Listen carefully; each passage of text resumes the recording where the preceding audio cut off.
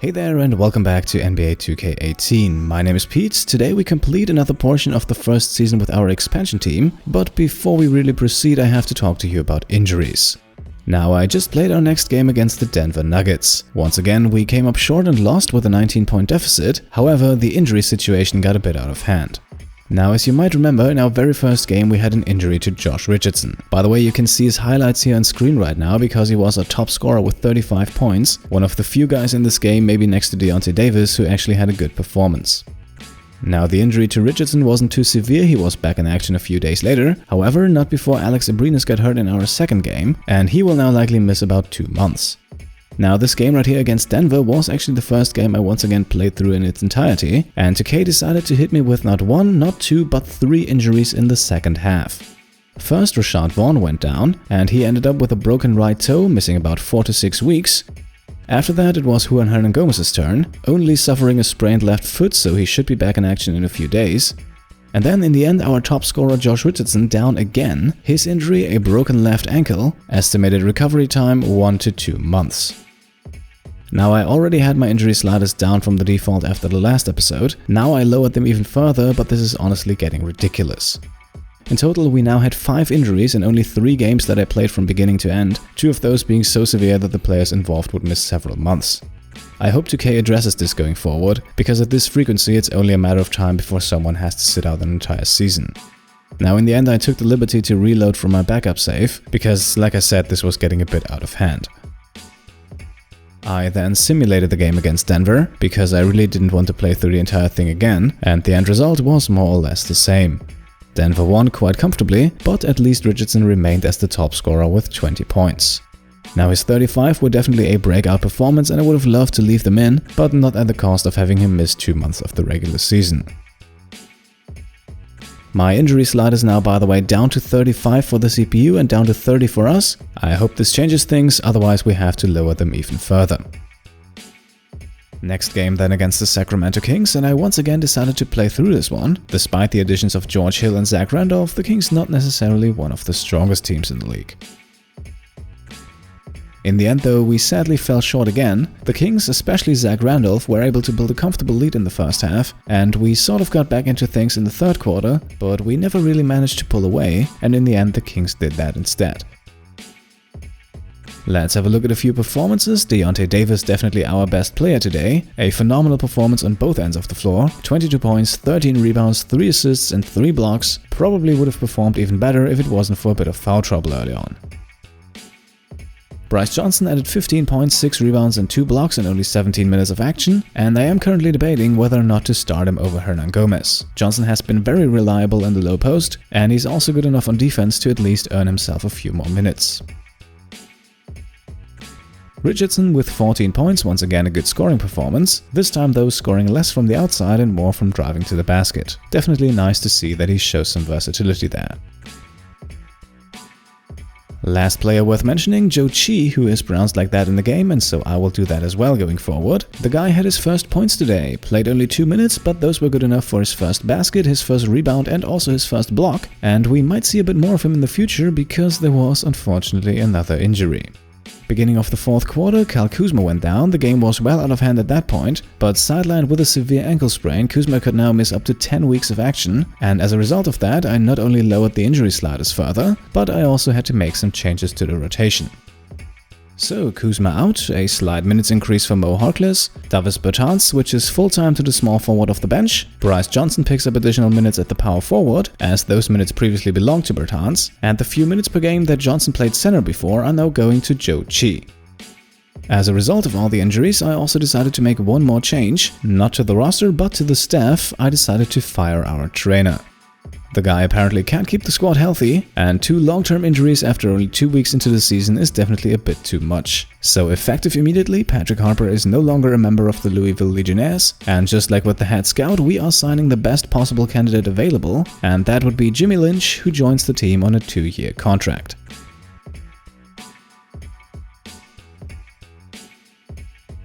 And with those changes out of the way, I think we're ready for the next game, this time against the Chicago Bulls, a team that is definitely not unbeatable. However, before we can get started, we receive a trade offer from the Memphis Grizzlies. And let's have a look at that. The Grizzlies won 2 of our big men, Juan Hernangomez and Joe Chi, in exchange for Andrew Harrison and Chandler Parsons. And that last one is the reason I immediately decided to not take this trade. This atrocity here is Chandler Parsons' contract for the next 3 seasons. Keep in mind his player rating is the same as it is for guys like Josh Richardson and Mo Harkless, with the one key difference being that Parsons turns 30 soon. So yeah, I pretty much had to decline this one, and that means we are now ready for our game in Chicago. Dwayne Wade, by the way, is still with the Bulls in this one, simply because I'm using a roster that came out before the move to Cleveland was made. I am also using a new set of sliders for this game, I'll leave a link to those down below, and especially in the first half you can see that here the game was close, much more defensive oriented, and it also felt much more like a real game to me. As you can see, we were still out-rebounded, but on the other hand we managed to cut down on the turnovers, and that was because I set offensive play calling to automatic. That's also something that was recommended for the sliders that I'm using, and it really made the offense feel a bit more alive. Still, in the end, it sadly wasn't enough to beat Chicago, who rallied behind 27 points from Zach LaVine, most of those coming in the second half, a second half in which our team looked a lot less stellar than in the first one. From only a handful turnovers at the half, we went up to 14 in the end, also shooting an abysmal 18% from deep, while also still getting out-rebounded. One of the better performances of the night belonged to Mo Harkless, who was our leading scorer with 17 points, and who also did a good job on the defensive end as well. Bryce Johnson was our second best scorer, but don't let the numbers fool you, 6 of 18 from the field is not that great, especially for a power forward, and his misses in the second half were one of the reasons the Chicago Bulls lead kept growing. Richardson then, with 14 points, 7 rebounds and 4 assists, had a very nice game, and he was more or less throughout the entire game able to abuse the fact that Dwayne Wade was defending him. Ulis, 6 points, 7 assists, not looking too bad, that is until we also get to look at 6 turnovers and a 22% shooting percentage. Last 2 guys to mention here, Deontay Davis and Juan Hernangomez, our 2 big men, combined for 22 rebounds, and while I was thinking about moving Hernangomez to the bench, his numbers today once again showed that he can hold his own in the starting lineup. Next game then against the Wizards, I didn't really expect the win here, and that was also the end result, earning us our 10th loss in a row. For the Wizards, Bradley Beal had a good game with 23 points, John Wall added 17 and he also got injured, an injury that turned out to be a hairline fracture on his finger. For us, Harkless and Hernangomez led the group, Harkless with 15 points and also 2 steals and 2 blocks, while Hernangomez shot a very efficient 7 of 10 from the field to also end up with 15 points. Ulis, Bertans and Johnson, the remaining 3 guys, scoring in double figures, but no other performances are really worth mentioning here. Game number 11 of the season then against Milwaukee, and things didn't really go much better here, we lost by 16 points to the Bucks. Our loss probably also helped by the fact that we sent the Bucks to the free throw line 47 times, where they scored 39 of their points.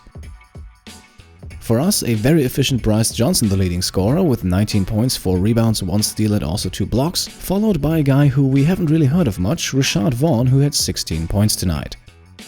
Hernangomez is 15 and 6, about what I expect from him at this point. The 6 turnovers, however, is something that could be improved. Despite 11 points and 5 assists, once again a poor shooting performance from Ulis, although the alternative option, Yogi Ferrell, not that much better.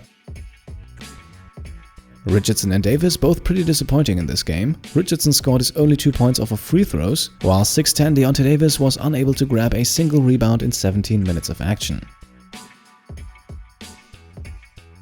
Next game then at home against the Raptors, and no surprises here, Toronto beat us comfortably by 22 points. DeMar DeRozan and Kyle Lowry alone combined for 61 points, and on most nights that is probably already enough to beat us. Some positives, Josh Richardson came back in full force tonight, scoring 20 points to go along with 3 rebounds, 4 assists and 2 steals. Bryce Johnson surprisingly still remains as one of the team's most consistent scorers, adding 15 points once again on very good efficiency.